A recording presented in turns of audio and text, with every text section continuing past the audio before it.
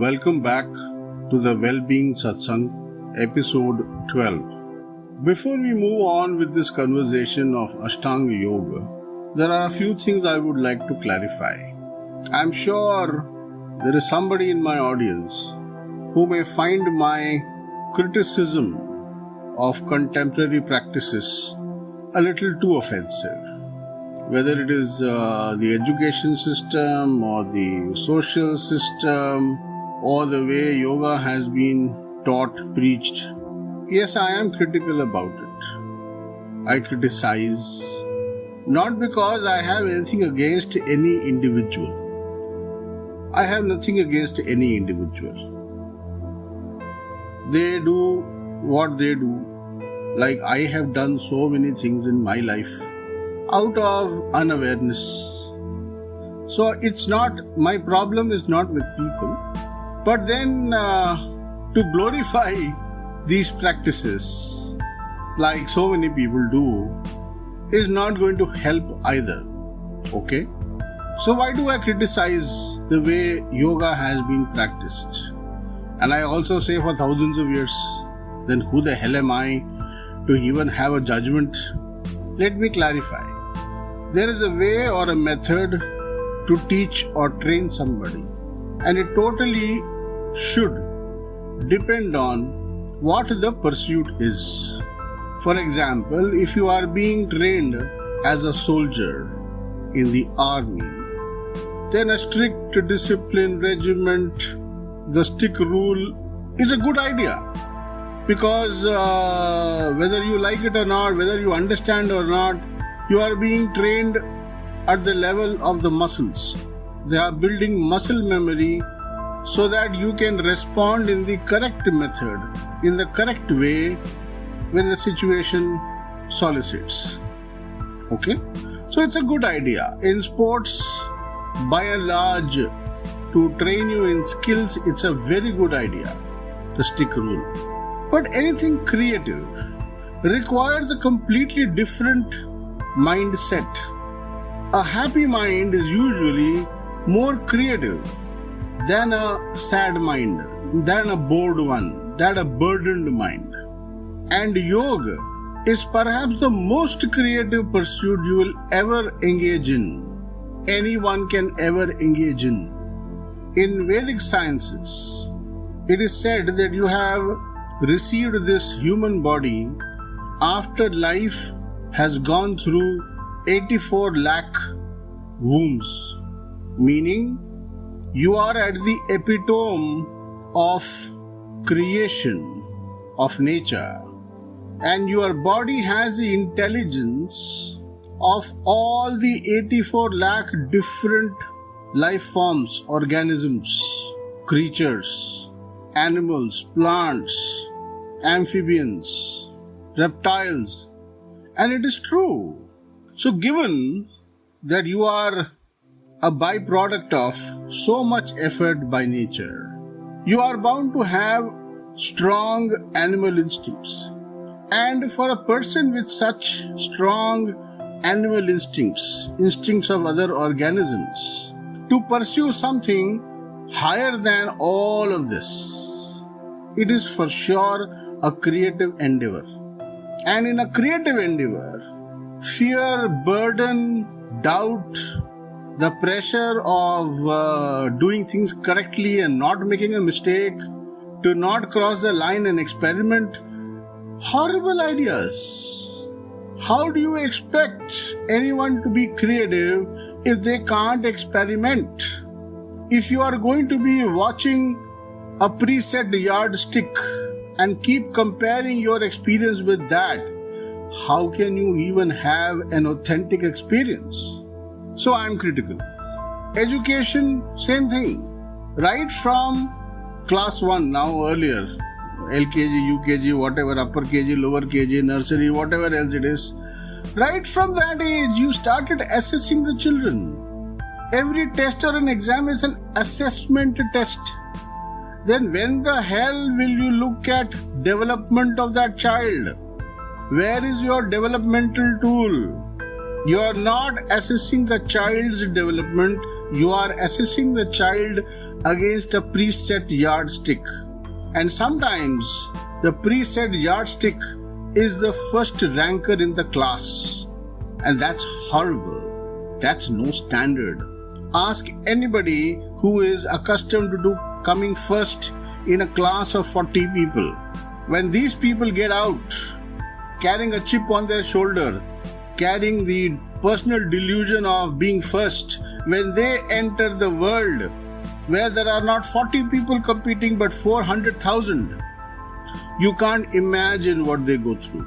You can't imagine the shock, the trauma they go through.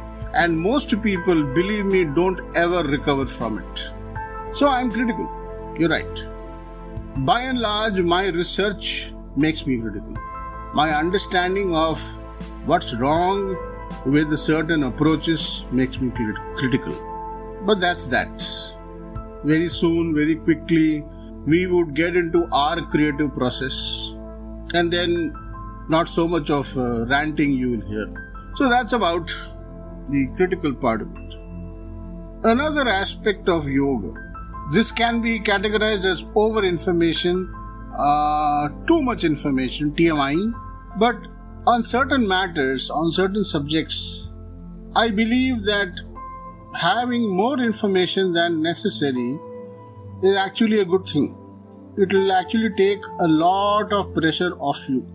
Doubts, fears, dogma, they require you to have more information than necessary. Like Dr. Wayne Dyer has said in one of his videos, whatever you are afraid of, whatever instills fear in you, get more informed about it. The more information you will have, the less the fear is likely to grip you and negatively influence you. So what you need to know is that Patanjali, Lord Mahavira, Gautam Buddha, they are all contemporaries around the same age, stage, era. These are all people who have emerged from the same Vedic traditions, which had gone very, very orthodox. So there emerged a set of people who questioned the authority of the Vedic Brahmins and went ahead to conduct independent experiments. So the orthodox Vedic practitioners labeled these people as tantrics. Even though Tantra has earned a lot of wrath right from the word go, right from the very beginning. Ashtanga Yoga falls into the practices of Tantra. So broadly, there were the orthodox Vedic practitioners who followed the Nigam Path, where Veda was the authority, the Purana, 18 plus Purana, 18 Mahapurana, Upapurana, all put together some 24, 36, whatever number, but let us talk about 18 to begin with. The Purana were the scientific text for the Nigama followers. The rest of them, independent researchers, experimenters, they were all classified as Agama, Agamapat. So the conformists, Nigama, non-conformists, Agama. So in that sense, technically speaking, one more controversial input. I'm sorry, please forgive me, but it is necessary. Technically speaking, Patanjali should not be called a rishi. No character who does not appear in any of the Puranas or the Sutras or Upanishad can be referred to as a rishi. Okay, but we have had more than 100 new rishis that have emerged since then. So we will just leave it at that. So these were human beings. So am I saying a rishi was not a human being? Most likely not. Beings maybe, but not humans. Manushya Janma, I don't think so. Anyway, we will not go into that debate. But even if they were humans, they were humans in a different age, era, paradigm. I don't know. Very difficult to describe. So what is the Vedic or Puranic take on yoga. Yoga was, I am only told, I have not read that text. I will add it if at all I get down to reading it. Lord Krishna taught yoga to Arjuna. I have heard that it has mentioned in the Bhagavad Gita. It is described in the Bhagavad Gita. I haven't gone down to reading it. Whenever I do, I will share that with you. But yoga has been taught in virtually every Purana. I have not read all the Purans. I have only read one. I am in the process of reading one more. The first one that I read, Devi Puran or Devi Bhagavatam. In that Puran, Devi Shakti teaches Parvataraj Himalaya the secret methods of yoga. Why did she teach? Why was Parvataraj Himalaya aspiring to learn it? It so happened that after Sati died, fell into the Yagya fire and died. Now that story, I don't know how many of you don't know or know. Devi Sati was the first avatar, consort of Rudra or Shiva. And she was a Daksha Putri, Daksha Prajapati, one of the sons of Brahma, Lord Brahma the creator. And Sati was his daughter. Born to him after he did tapasya, that the Devi Shakti is born as his daughter, and he will offer his daughter to Rudra to be a householder. Because Rudra, being the yogi that he was, staunch yogi, was actually interfering with the creative process. He just wouldn't allow any form of infidelity. Yeah, actually true. He wouldn't allow any form of infidelity, no promiscuity, just two straight-jacketed, toughened rules. He was a yogi of that kind, totally discerned, disinterested with worldly pleasures. So this was interfering with the act of creation, and hence Sati, all the gods prayed to Shakti or Durga, and she was born as Sati to Daksha Prajapati. And they had many, many long years of romantic life. And then on one occasion, when Daksha Prajapati was performing a huge yagya, he invited his daughter and his son-in-law to the yagya, and for some reason ended up insulting his son-in-law. As a penance, as self-inflicted punishment, Sati jumped into the yagya fire and gave up her life. Now this became a nonsensical ritual amongst many native societies, communities, and Sati practice was rampant all across India till it was put to an end by passing a law by one of the British lordship. So when Sati died, Rudra was totally heartbroken. It is said that he carried her corpse with him everywhere. He just wouldn't let anybody touch her corpse or cremate her. He just lifted her corpse, held it near his chest, and like a madman, he kept walking from one place to another, stopping everywhere and mourning her death. This went on for many, many years. Obviously, this was interfering with the creative process of the universe. So, people prayed to Lord Vishnu, asking him to interfere and help them out. So, Lord Vishnu took out his bow, shot an arrow which blasted the corpse into many, many pieces.